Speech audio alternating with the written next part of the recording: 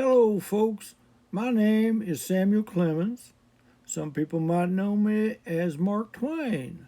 I was a writer back some time ago, and I wrote a lot of stories. The one I want to pass on to you today is entitled The Celebrated Jumping Frog of Calaveras County. This story came to be while I was out in California, and I hope you enjoy it. In compliance with the request of a friend of mine who wrote me from the East, I called on a good natured, garrulous old Simon Wheeler and inquired after my friend's friend, Leonidas W. Smiley, as requested to do, and I hereunto append the result.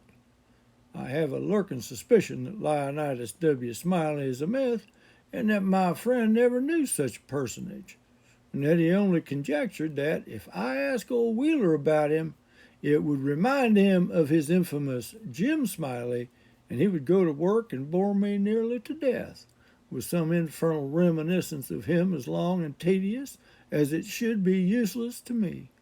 If that was the design, it certainly succeeded. I found Simon Wheeler dozing comfortably by the barroom stove of the old dilapidated tavern in the ancient mining camp of Angels, and I noticed that he was fat and bald-headed, and had an expression of winning gentleness and simplicity upon his tranquil countenance. He roused up and gave me good day. I told him a friend of mine had commissioned me to make some inquiries about a cherished companion of his boyhood named Leonidas W. Smiley.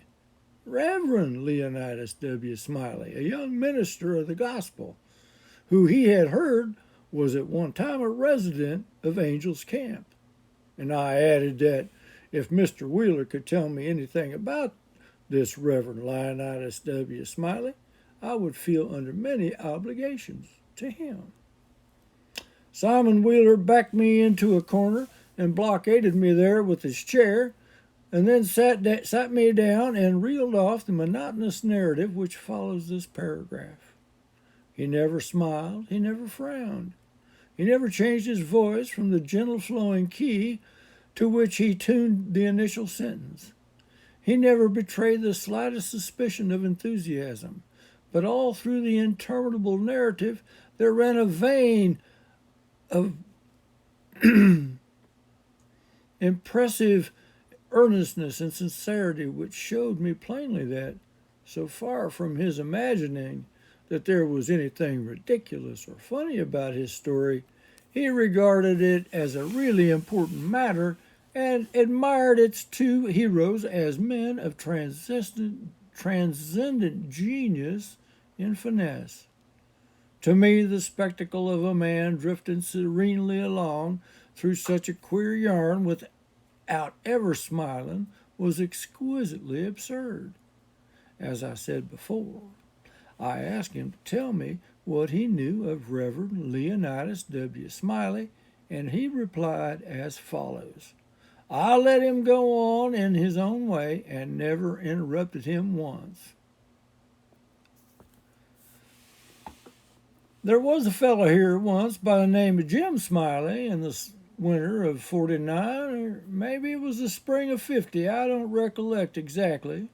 Somehow, though, what makes me think it was one or the other is because I remember the big flume wasn't finished when he first came to camp.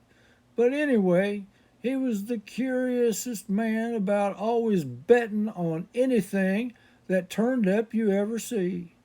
If he could get anybody to bet on the other side, and if he couldn't, he'd change sides. Anyway, that suited the other guy would suit him anyway, just so he got a bet. He was satisfied. But still, he was lucky, uncommonly lucky. He most always come out winner. He was always ready and laying for a chance. There couldn't be no solitary thing mentioned but that feller'd offer up to bet on it, and take any side you please, as I was telling you. If there was a horse race, you'd find him flush, or you'd find him busted at the end of it. And if there was a dog fight, he'd bet on it. If there was a cat fight, he'd bet on it. If there was a chicken fight, he'd bet on it. Why, if there was two birds sitting on a fence, he would bet you which one would fly first. Or if there was a camp meeting, he would be there regular to bet on Parson Walker, which he judged to be the best exhorter around here, and so he was too a good man. If he ever seen a straddlebug start to go anywheres, he would bet you how long it would take him to get wherever he was going to. And if you took him up, he would follow that straddlebug to Mexico, but what he would find out where he was bound for and how long he was on the road. Lots of what boys here has seen that Smiley and can tell you about him. Why, it never made no difference to him. He would bet on anything. The dangest feller, Parson Walker's wife, laid very sick once for a good while, and it seemed as if there weren't going to save her. But one morning he come in, and Smiley would ask how she was, and he said she was considerably better, thank the Lord for his infinite mercy and coming on so smart that, with the blessing of Providence, she'd get well yet. And Smiley, before he thought, says, "Well, I'll risk 2.5 that she don't, anyway." This year Smiley had a mare, the boys called her the 15-minute nag, but that was only in fun, because, of course, she's faster than that, and he used to win money on that horse. For all she was so slow and always had the asthma, or the distemper, or the consumption, or something of that kind, they used to give her 200 or 300 yard start and then pass her underway. But always at the fag end of the race, she'd get excited and desperate like, and come cavorting and straddling up, scattering her legs around limber, always in the air, and sometimes out to one side amongst the fences and kicking up more dust and raising more racket with her coughing and sneezing and blowing her nose, and always fetch up at the stand just about a neck ahead, as near as you could cipher it down. And he had a little small bull pup that to look at him you'd think he weren't worth a cent, but to sit around and look ornery and lay for a chance to steal something. But as soon as money was up on him, he was a different dog. His under jaw began to stick out like the forecastle of a steamboat, and his teeth would uncover and shine savage like the furnaces. And a dog might tackle him and bullyrag him and bite him and throw him over his shoulder 2 or 3 times. And Andrew Jackson, which was the name of the pup, Andrew Jackson would never let on but what he was satisfied, and hadn't expected nothing else. And the bets being doubled and doubled on the other side all the time till the money was all up, and then all of a sudden he would grab the other dog just by the gent of his hind leg and freeze on it. Not chew, you understand, but just grip and hang on till they throgged up the sponge. If it was a year, Smiley always come out winner on that pup till he harnessed a dog once that didn't have no hind legs because they'd been sawed off by a circular saw. And when the thing had gone along far enough and the money was all up, and he come to make a snatch for his pet bolt, he saw in a minute how he'd been imposed on and how the other dog had him in the door, so to speak, and he appeared surprised, and then he looked sort of discouraged like, and didn't try no more to win the fight, and so he got shucked out bad. He give Smiley a look as much as to say his heart was broke, and it was his fault for putting up a dog that had no hind legs for him to take bolt on, which was his main dependence in a fight, and then he limped off a piece and laid down and died.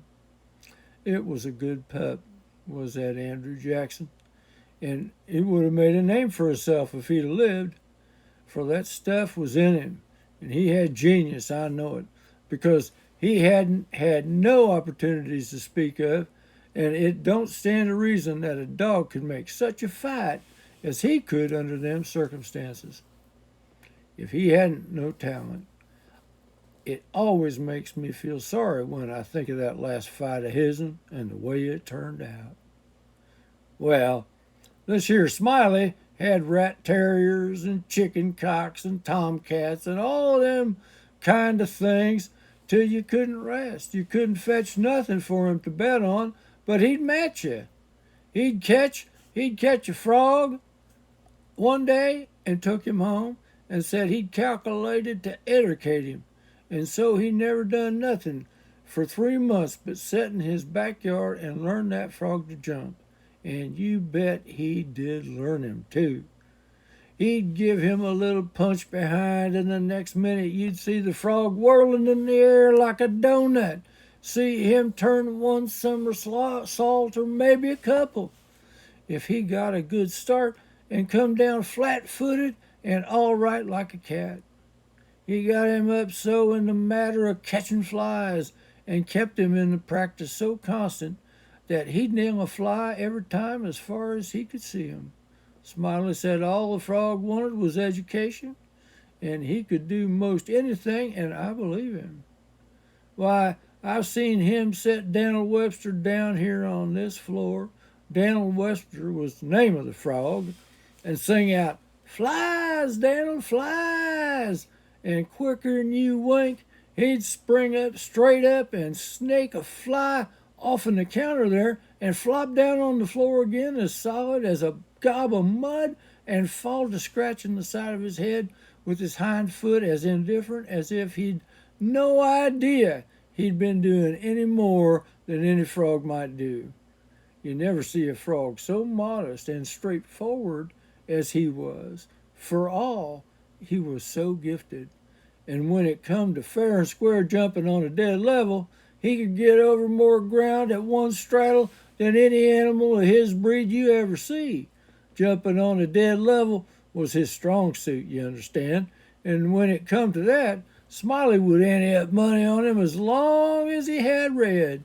Smiley was monstrous proud of his frog, and well he might be, for the fellers that had traveled and been everywhere all said he laid over any frog that ever they see.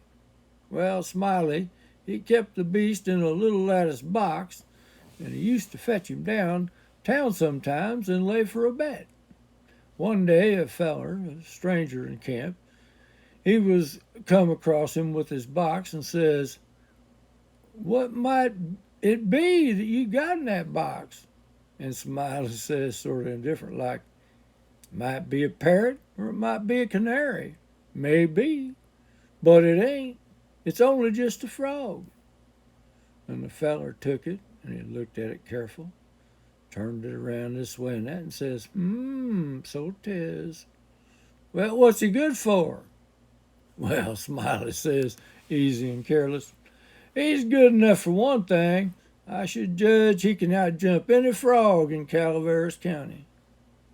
The fellow took the box again and took another long, particular look and gave it back to Smiley and says very deliberate, "Well, I don't see no points about that frog that's any better than any other frog." "Well, maybe you don't," Smiley says. "Maybe you understand frogs, and maybe you don't understand them. Maybe you had experience, and maybe you ain't only an amateur, as it were. Anyway, I got my opinion, and I'll risk $40 that he can outjump any frog in Calaveras County." And the feller studied a minute and then said, kind of sad like, "Well, I'm only a stranger here, and I ain't got no frog. But if I had a frog, I'd bet you." And then Smiley says, "It's all right, that's all right. If you'll hold my box a minute, I'll go and get you a frog." So the feller took the box, and put up his $40 along with Smiley's and sat down to wait. So he sat there a good while thinking and thinking to himself, and then he got the frog out and prized his mouth open and took a teaspoon and filled him full of quail shot, filled him pretty near up to his chin, and set him on the floor. Smiley, he went to the swamp and slopped around in the mud for a long time, and finally he catched a frog and fetched him in and give him to the feller and says, "Now, if you're ready, set him alongside of Daniel with his forepaws just even with Daniel, and I'll give the word." Then he says, "1, 2, 3, jump!" And him and the feller touched up the frogs from behind, and the new frog hopped off. But Daniel give a heave and hoisted up his shoulders so like a Frenchman. But it wasn't no use. He couldn't budge. He's planted as solid as an anvil, and he couldn't no more stir than if he was anchored out. Smiley was a good deal surprised, and he was disgusted too. But he didn't have no idea what the matter was, of course. The feller took the money and started away, and when he was going out at the door, he sort of jerked his thumb over his shoulders this way at Daniel and says again, very deliberate, "Well, I don't see no points about that frog that's any better than any other frog." Smiley, he stood scratching his head and looking down at Daniel a long time, and at last he says, "I do wonder what in the nation that frog throwed off for. I wonder if there ain't something the matter with him. He 'pears to look mighty baggy somehow." And he catched Daniel by the nape of the neck and lifted him up and says, "Why, blame my cats if he don't weigh 5 pounds." He turned him upside down and he belched out a double handful of shot. And then he see how it was. He was the maddest man. He set the frog down and took out after that feller, but he never catched him. And here Simon Wheeler heard his name called from the front yard and got up to see what was wanted.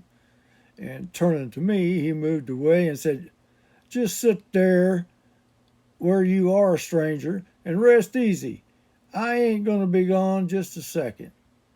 But by your leave, I did not think that a continuation of the history of the enterprising vagabond Jim Smiley would be likely to afford me much information concerning the Reverend Leonidas W. Smiley, and so I started away.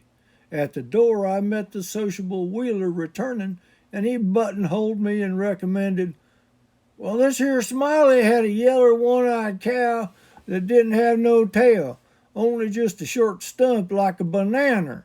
And oh, hang Smiley and his afflicted cow, I muttered good-naturedly, and bidding the old gentleman goodbye, I departed.